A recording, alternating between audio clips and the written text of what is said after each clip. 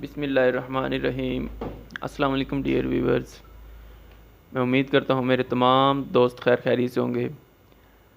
میں اپنے تمام دوستوں کو اپنے یوٹیوب چینل پر ویلکم کرتا ہوں۔ جن دوستوں نے ہمارا یوٹیوب چینل سبسکرائب نہیں کیا وہ ہمارے یوٹیوب چینل سبسکرائب کر لیں۔ آج میرے ساتھ بہت ہی اچھی شخصیت ہمارے پیارے بھائی ڈاکٹر مجاہد صاحب ہیں۔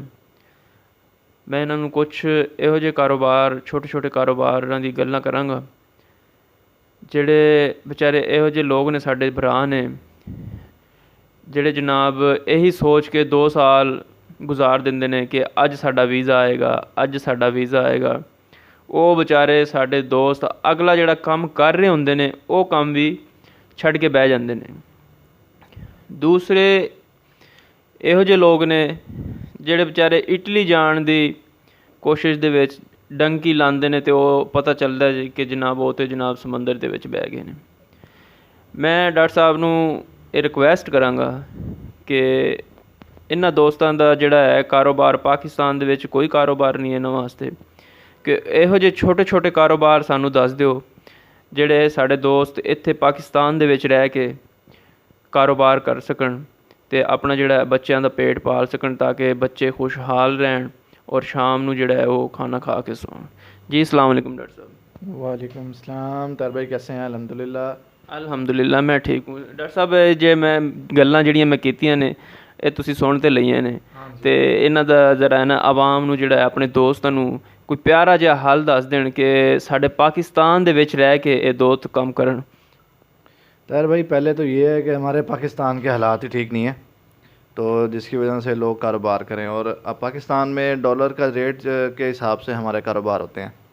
جس طرح سے ہم کوئی بھی کاروبار کریں گے تو وہ ہر چیز اتنی مہنگی ہو چکی ہے کہ آپ کی جیب میں اگر 10 لاکھ، اگر آپ موبائلوں کا کام شروع کرنا چاہ رہے ہیں تو آپ کی جیب میں اگر 10 لاکھ روپے ہو تو آج کل کے دور میں صرف آپ کے پاس 10 موبائل آئیں گے، ٹھیک ہے؟ تو 10 موبائل سے آپ کیا کاروبار کریں گے؟ اسی طرح آپ چھوٹا موٹا کاروبار اگر کرنا چاہیں، کوئی فروٹ کی ریڈی وغیرہ لگانا چاہیں، کوئی صبح میں کچھ بھی اگر کوئی ریڈی وغیرہ لگا دیں، فروٹ کی ریڈی لگا دیں، دہی بلے، چنے وغیرہ، تو اس کے لیے بھی کم سے کم آپ کو جو ہے نا 50-60 ہزار روپے پہلے ہونا چاہیے، تو جس سے آپ سیٹنگ کریں، سارا کچھ کریں تو پھر جا کے اس سے اچھا بندہ یہی سوچتا ہے کہ یار ہم باہر چلے جائیں، چلو باہر یہ ہے کہ کچھ اچھا کما لیں گے، کچھ گھر والوں کے لیے بچا لیں گے، کچھ جو ہے فیوچر کے لیے بچا لیں گے، بچوں کے لیے بچا لیں گے۔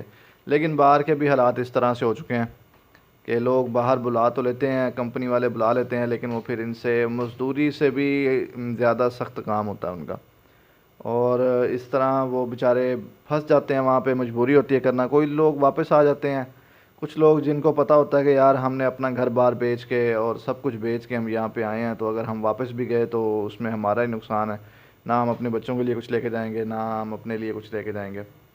تو پاکستان میں کاروبار کرنا مشکل تو کوئی نہیں ہے، لیکن یہ ہے کہ آج کل جس طرح سے ہے، ہمیں بھی پتہ ہے، ہم جو کاروبار کرتے ہیں اس طرح سے اگر ہم ہاسپٹل میں ہیں تو مریض آج کل چیک کروانے نہیں آتے، وہ کہتے ہیں کہ یار بس پیناڈال کی گولی لیں، اور اس طرح سے ہر چیز مہنگی ہو چکی ہے، لوگوں کے پاس کھانے کے لیے پیسے نہیں ہیں، آٹا خریدنے کے لیے پیسے نہیں ہیں، 160 روپے کلو آٹا مل رہا ہے، اسی طرح چینی 110 روپے کلو مل رہی ہے، 115-20 روپے، ہر چیز اتنی مہنگی ہے کہ اگر ایک مزدور مزدوری پہ جاتا ہے تو اس کو 800 سے 900 روپے ملتا ہے، اس میں اس نے اپنے بچوں کے لیے کھانا بھی لینا ہے، آٹا بھی لینا ہے اپنے بچوں کے لیے، اور گھر کا کرایہ بھی دینا ہے، اگر ماں بیمار پڑی ہے تو ماں کو دوائی بھی لے کے دینی ہے، باپ کے لیے بھی دوائی لے کے دینی ہے، تو وہ ایک 800 سے 900 روپے میں وہ کیا کرے؟ اسی طرح خودکشیاں ہمارے پاکستان میں بڑھ رہی ہیں، جرائم بڑھ رہے ہیں۔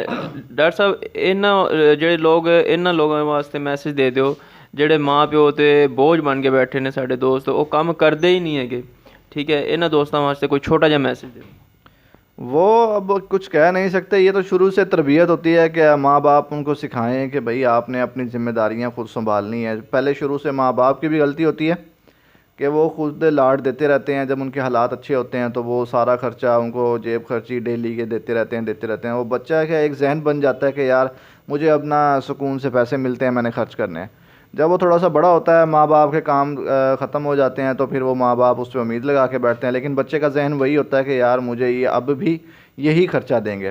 ہمیں اپنے بچوں کی تربیت اس طرح سے کرنی چاہیے کہ تاکہ ان کو لگے کہ یار ہم نے بھی معاشرے کا حصہ ہیں، ہم نے اپنے لیے خود کام کرنا ہے. باہر جائیں نا تو باہر اگر آپ کی بیگم ہے, آپ نے شادی کی ہے, تو آپ کی وہ ذمہ داری نہیں ہے, وہ اپنا خرچہ خود اٹھائے گی, اس نے جاب کرنی ہے, اپنا خرچہ کے لیے وہ جو ہے نا خود انڈیپینڈنٹ ہوتے ہیں سارے.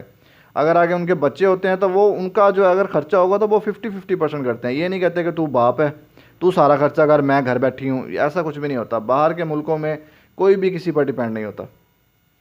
ڈاکٹر صاحب آج کل تو سوشل میڈیا کا دور ہے, الیکٹرک میڈیا کا دور ہے, تو آپ ان کو کوئی آن لائن ارننگ کے بارے میں بتا دیں. کوئی آن لائن ارننگ میں بھی اگر یہ کوشش کریں تو جیسے فیس بک, یوٹیوب اور اس طرح سے ای کامرس پہ نا بہت سارے پلیٹ فارم ہیں جہاں پہ ہم کام کر سکتے ہیں.